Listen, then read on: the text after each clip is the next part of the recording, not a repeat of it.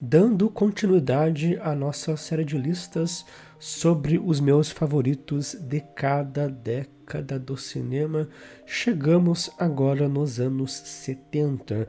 Já fiz as listas sobre os anos 2010, 2000, 90 e 80. Você encontra os outros vídeos na minha playlist de listas. Estou aqui com esse trajeto de décadas recentes para décadas passadas e faremos agora a lista dos anos 70. Como eu sempre digo, essas listas não são definitivas, mas representam uma, digamos, atual versão dos meus favoritos dessas décadas e elas servem mais como indicações gerais para quem estuda cinema e para quem gosta de cinema, né?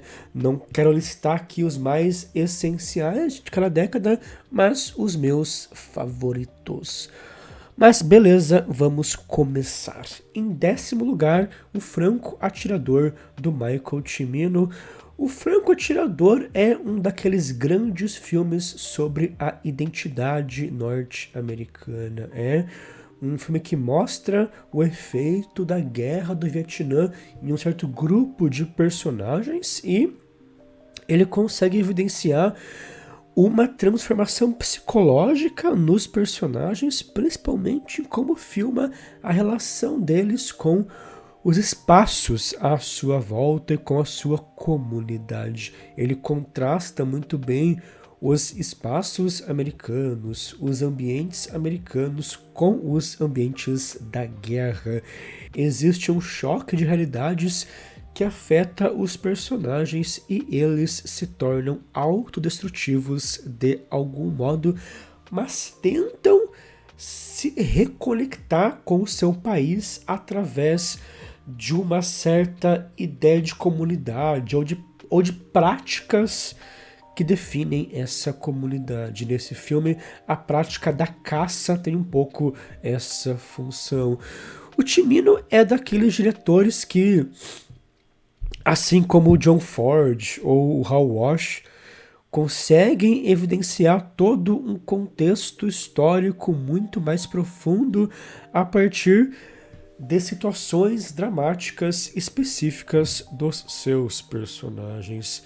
Esses cineastas não estão apenas contando a história desses personagens, mas estão relatando os efeitos históricos de acontecimentos específicos, e o Cimino trabalha visualmente muito bem, tanto com aspectos mais épicos, ele tem planos de paisagens que parecem pinturas, como também com aspectos mais íntimos. Quando a câmera se aproxima dos personagens, ela capta aspectos muito minuciosos deles.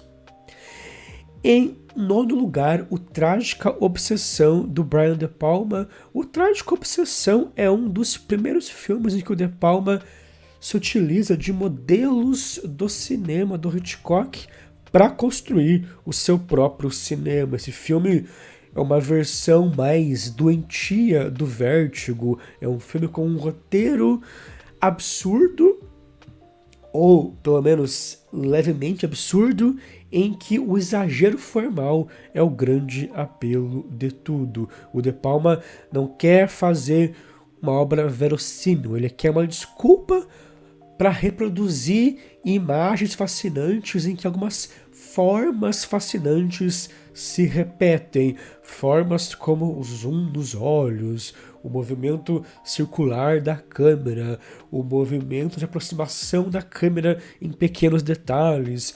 É um trabalho em que você vai sentir esses movimentos da câmera. Você percebe a câmera apontando para lugares específicos, como se o filme fosse guiando o seu olhar por detalhes de um quebra-cabeça que deve ser desvendado. Uma característica bem forte do cinema mais maneirista do De Palma é que o processo do filme fica muito evidente, né? Você sente esses movimentos de câmera, você sente algo mais impositivo vindo do filme, mas mesmo assim você nunca se desconecta da experiência do filme. Por isso, pelo contrário, até quanto mais o filme expõe os seus processos, quanto mais a obra expõe os seus meios, mais fascinante a obra se torna. O De Palma faz um cinema que constrói as suas situações e as suas imagens na frente do espectador de modo relativamente didático e arbitrário, justamente para evidenciar o poder de fascinação disso. E esse é um dos seus filmes que melhor faz isso. Em oitavo lugar, o Lost, do Jonas Mekas.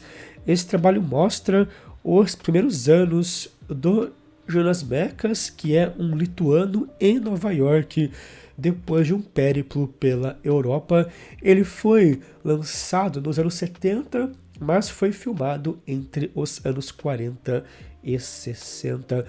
O que eu mais gosto desse filme é que, além de ter essa abordagem lírica mais crua, que é bem característica dos diários, dos ensaios do Jonas Mekas, ele tem uma espécie de senso de desorientação que torna tudo muito mais desolador. O Mekas está aqui recomeçando a sua vida junto com o seu irmão. Ele ainda se sente um estrangeiro naquele novo ambiente de Nova York. Ele ainda não conhece tantas pessoas. É um trabalho que vai para um lado mais melancólico nesse ponto da solidão de um estrangeiro, como também vai para um lado mais inspirador quando ele começa a se encontrar e a se inspirar pelos espaços e pessoas à sua volta. Ele mostra muito bem esse trajeto. E também é um trabalho que me parece relata o processo do Mekas em tornar a câmera um objeto muito mais íntimo. Ele tenta abordagens distintas com a câmera. Ele e o irmão até fazem uma obra de ficção, mas ele se encontra mesmo quando começa a fazer esses registros cotidianos mais livres, ou quando se entrega a isso de fato. E são registros também muito, digamos, elementares. É um trabalho que busca um significado elementar e direto das coisas que filma. Tem um momento em que ele filma o céu e repete a palavra céu 3 vezes. Ele filma o efeito do vento e repete a palavra vento 3 vezes, como se ele quisesse reafirmar o que filma como uma realidade concreta e não como imagens poéticas, metafóricas ou alegóricas. A poesia das coisas está ali pelas coisas simplesmente, pela realidade delas e não porque elas irão representar alguma outra coisa. É um dos filmes mais reveladores sobre o processo do Mekas como cineasta. Em sétimo lugar, o Fajal, da Safi Faye.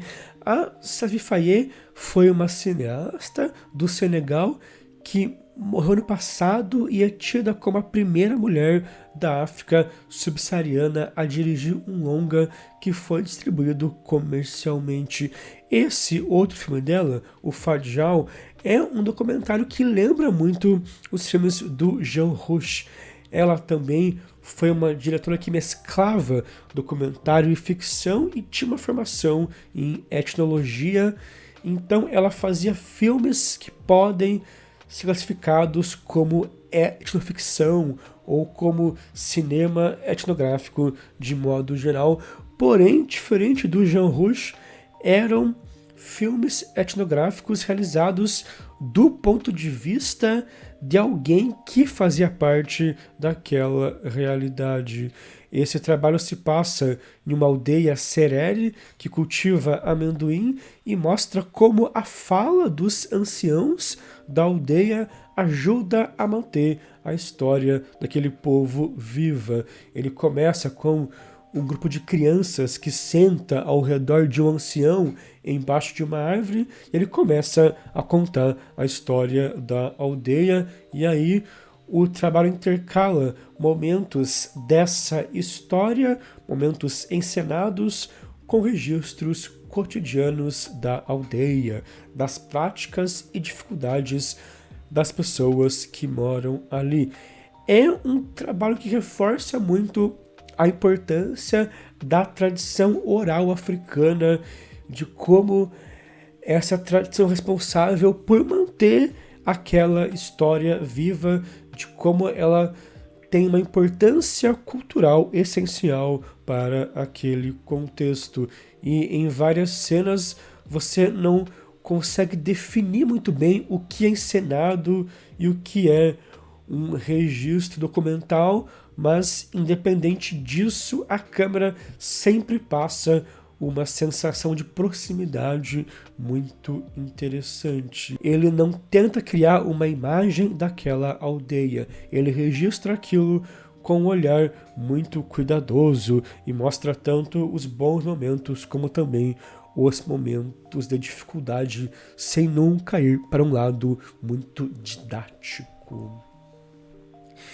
Em sexto lugar, O Espelho, do Tarkovsky. Eu acho que O Espelho é a obra do Tarkovsky que melhor consegue executar uma certa ideia de uma imagem sem um tempo definido, mas que possui vários tempos em si mesma. Em algumas cenas do filme, você não sabe o que é passado, o que é presente, o que é sonho, o que é realidade, o que é memória, e em vários casos as imagens representam tudo isso ao mesmo tempo. São imagens com várias camadas e possibilidades que nunca se limitam a um regime pré-definido.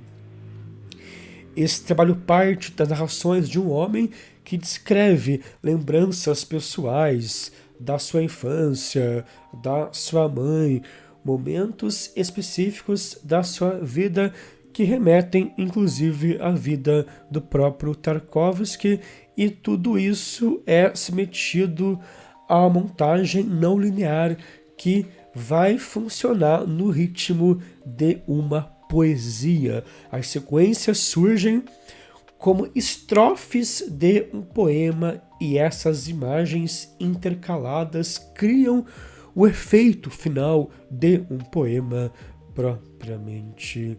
Vários longas do Tarkovsky irão lidar com uma narrativa poética e terão momentos mais experimentais, mas eu acho que O Espelho é o mais radical nesse ponto e, pelo menos para mim, é também o mais impactante. Em quinto lugar, Eu Matei Lúcio Flávio, do Antônio Calmon.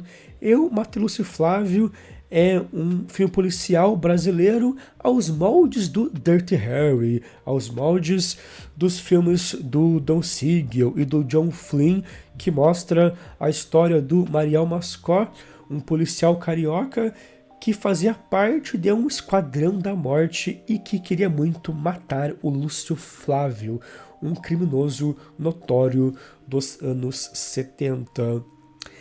É um trabalho que, além de seguir a estrutura de um longa policial, tem grandes momentos de impacto audiovisual, tanto pelo modo que usa a violência, ele usa a violência de maneira bem crua, como também pela maneira que usa as músicas. Ele usa algumas músicas mais românticas em cenas violentas, e isso ressignifica o sentido de algumas coisas, e também é interessante como o diretor assume com todas as letras um lado sádico e doentio do seu protagonista. Ele mal tenta humanizar esse cara porque não tem nada ali para ser muito humanizado. Ele assume esse lado destrutivo por completo, não tenta relativizar nada e faz um filme bastante radical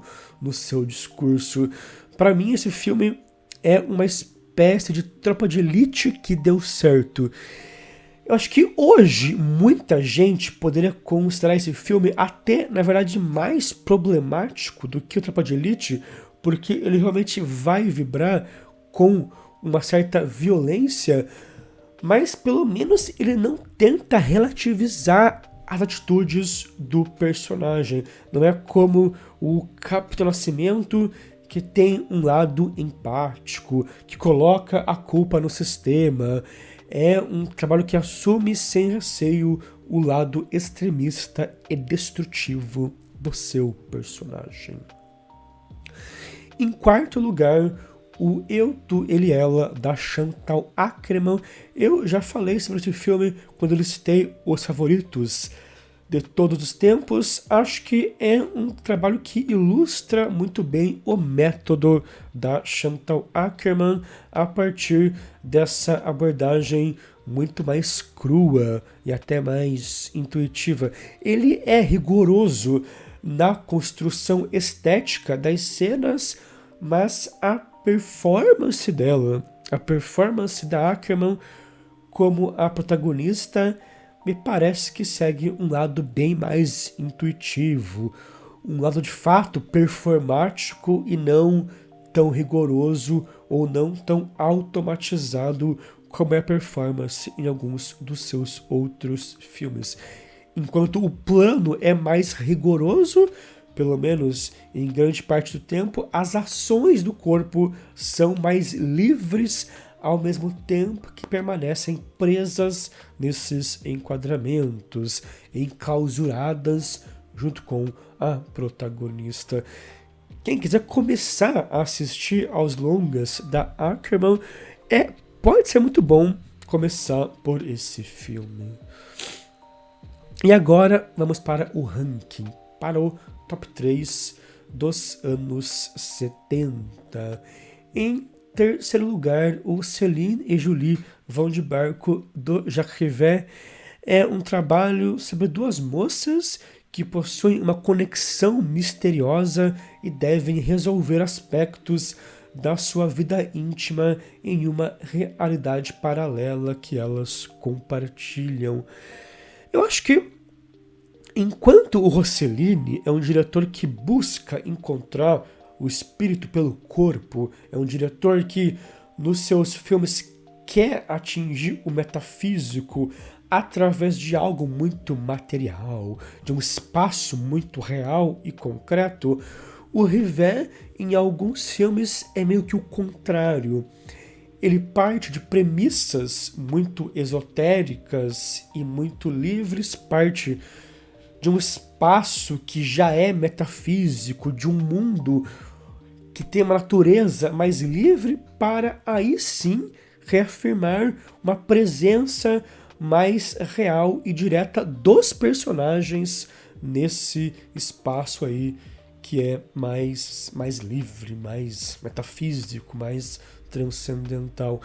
A estrutura desse filme é bastante absurda, ele propõe coisas fora da realidade, mas a abordagem formal é muito espontânea, é muito crua, é até um pouco documental em alguns momentos. O Rivette nunca estiliza muito a luz e filma vários trechos de modo mais documental. Ele tem esse paradoxo bem interessante de ser filmado de modo livre e espontâneo, mas de ter acontecimentos arbitrários e absurdos. E vai propor várias situações e sensações interessantes a partir dessa premissa. Em segundo lugar, o Sem Essa Aranha, do Rogério Sganzerla. Também falei mais sobre ele quando listei os meus favoritos de todos os tempos. é o filme dos Gonzalo que eu mais gosto. Ele parte de uma história meio absurda e caricata sobre esse magnata que enriqueceu ilegalmente e tem 3 mulheres, mas filma essa história absurda de modo muito realista, com uma câmera bem livre, que em alguns momentos parece ter uma autonomia maior, enquanto que em outros parece que a câmera acompanha a energia da situação que está registrando. Até lembra um pouco o Rivet nesse sentido aí de situações arbitrárias, mas filmadas de modo mais livre. Ainda que os Gonzalo irá se apropriar mais de um aspecto da realidade e até de um elemento mais performático por parte do elenco. E em primeiríssimo lugar, O Diabo, provavelmente, do Robert Bresson, está também na minha lista de favoritos de todos os tempos. Também falei sobre ele naquele outro vídeo. Eu gosto muito de como Bresson integra esse tema de uma modernidade que destrói o mundo através do seu materialismo, através da sua impessoalidade, através da sua revolta contra o que é natural. Eu gosto como ele integra isso com esse método, com esse seu método mais mecanizado, né? Os jovens no filme parece que são frutos direto dessa modernidade igualmente mecanizada e antinatural. Eles buscam a destruição e a autodestruição porque não enxergam sentido em mais nada.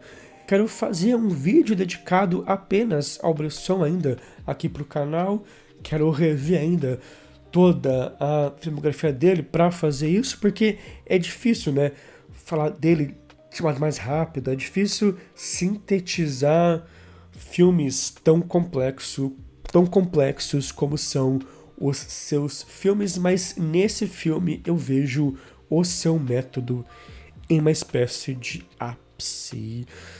Mas bom, é isso. Esse foi meu top 10 dos anos 70. O próximo será dos anos 60 e deve sair já na próxima semana.